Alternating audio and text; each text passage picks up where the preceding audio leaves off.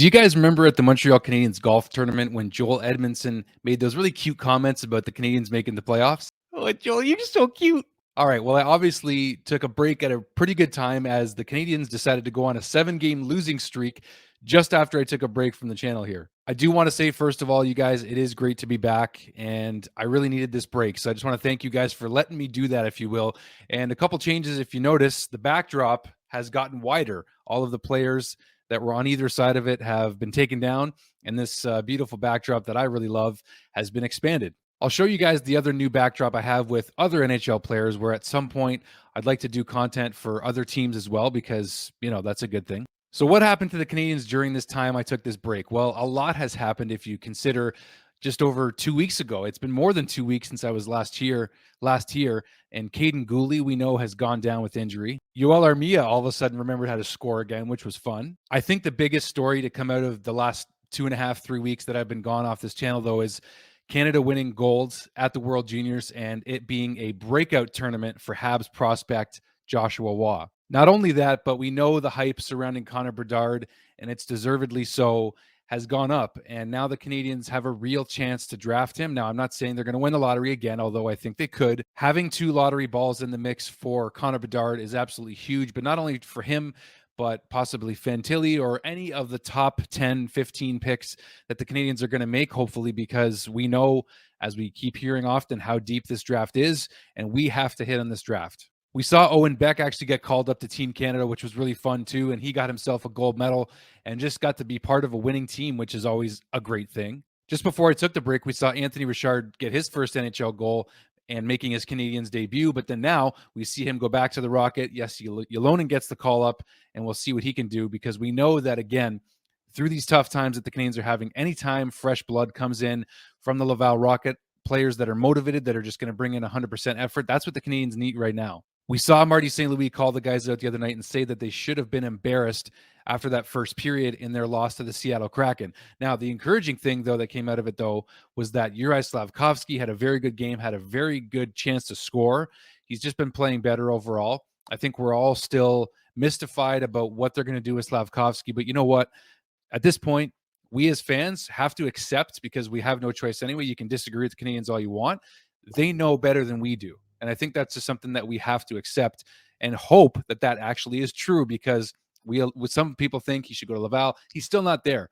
And Slavkovsky just said recently how it's good to play in this league. He's learning a lot at this level. So whether the results are where we want them to be, this team is nowhere near where we want them to be. So if Slavkovsky is able to grow and develop as part of the Canadiens the rest of the way, or at least some of the way, I think we got to be here and just take it. I got to be honest with you guys too, and I got to say that when I took this break from the channel, I wasn't watching every Canadiens game. Yes, I was still following along. I was seeing who was scoring, if they were winning or losing, but I got to say, for your own mental health, at least for mine, it was a good thing to actually not watch a few games.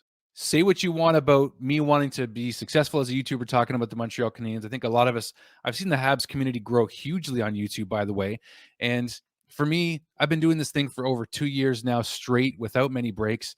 And I got to say that taking a break from actually watching the Canadiens was healthy. It felt great. And then I was able to enjoy them again when I started to watch them again.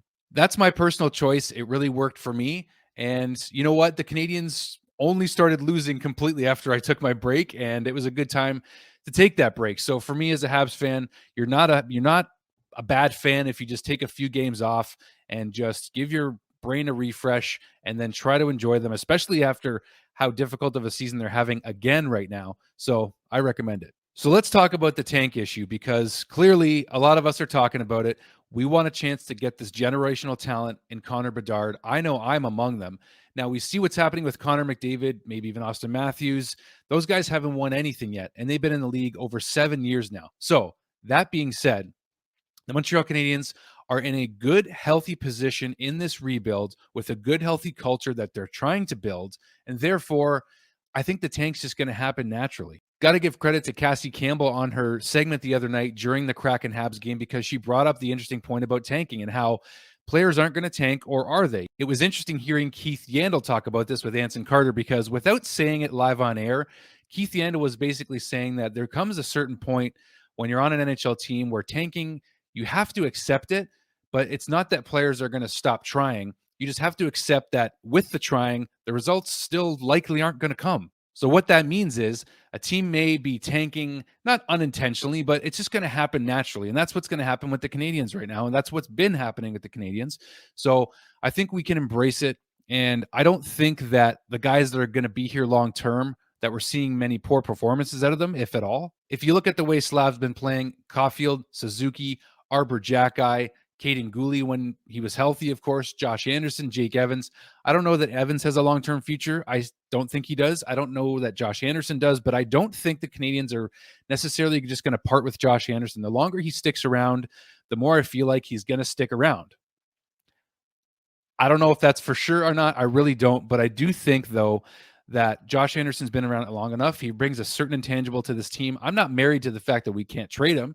I just think that the style of play, the speed, the skill, and just the way he gels with the younger players, I think that he could stick around. The last thing I want to say about tanking, and that's simply this. I don't think that players intentionally tank. I think we've heard that again and again from NHL players in podcasts, including Dale Weiss on our Habs Tonight podcast not too long ago, and even Keith Yandel not maybe saying it out loud, but a team knows when it's tanking. I genuinely believe that behind the scenes, this kind of conversation between, say, Suzuki, Caulfield, Arbor Jackeye, Caden Gooley, maybe Josh Anderson, the guys that are going to be here long term, I genuinely think that they know. And I think that they just maybe don't say it out loud. They're never going to say it out loud in front of the media or the fans, but they know the position that they're in.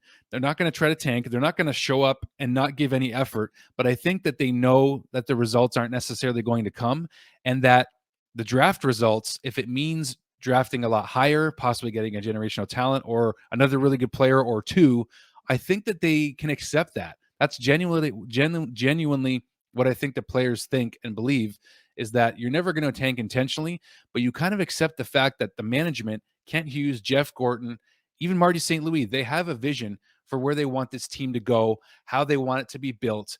And you have to, unfortunately, the way the draft lottery system is built, you have to go downhill for a couple of years, at least, as they're doing, in order for this to happen, which you guys know.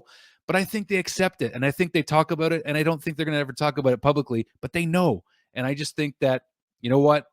It is what it is, and that's eventually going to, tanking, get us to where we need to be. It's just really exciting after watching Connor Bedard play. I mean, one thing's for sure, this team is sometimes uninspiring to watch, and I think that's because the guys that aren't going to be here long term, they're just not very inspiring to watch. We know who those players are, but I know that we want to be able to get to the point where we have a team that we can watch and be inspired by, if you will, and just really enjoy them again. But these young players, Slavkovsky, Suzuki, Caulfield, Caden Gooley when he's healthy, Jackeye, Josh Anderson, I would even say on the back end, Jordan Harris as well, maybe even Sam Montembeault. There's other players that can come to mind too. And I just think that this is the prime time for them to just do their thing, let the season ride out, and let's get a top draft pick or two, and then really start to get the rebuild in a great direction starting next year in 23-24. Guys, being a YouTuber of any kind is tough, and I don't know if I'm going to be doing post-game videos. I can tell you right now I'm not going to be able to do them, not on a regular basis anyway. But that doesn't mean I'm not going to be doing stuff on this channel. It's just I got to find my place, and that means that I got to figure out what kind of content I can make and give my best effort. I don't want to tank on this channel. I don't want to, just hope that things will just do well. I have to make a concentrated effort, and I simply just can't do post-game videos. I'm not Steve Dangle. I'm not at that level yet. I don't know if I'll ever get to that level. I just know that I would love to do this full time, and I got to find a way to create the content that I can. So I want to thank you guys for those who do show up regularly, and it just means a lot to me. I'm going to keep trying my best to put out what I can when I can. So that means I might upload a little less frequently, but that doesn't mean my passion won't be there. So like I mentioned, here's the other background. Whenever I do decide to start doing content for other teams, got some of the NHL's best up there right now. So it will be fun at some point to talk about other teams. And I really think it's a healthy thing to do. And I want to grow and expand in that on this channel whenever I can. Not promising how much content I'm going to do yet, but this is the idea of a background just like this. Still have some filling out to do on the walls here, but this is an idea of what it will look like. Thanks so much, you guys. It's been a privilege, as always, to be here with you. I appreciate the support. We'll talk to you guys again real soon.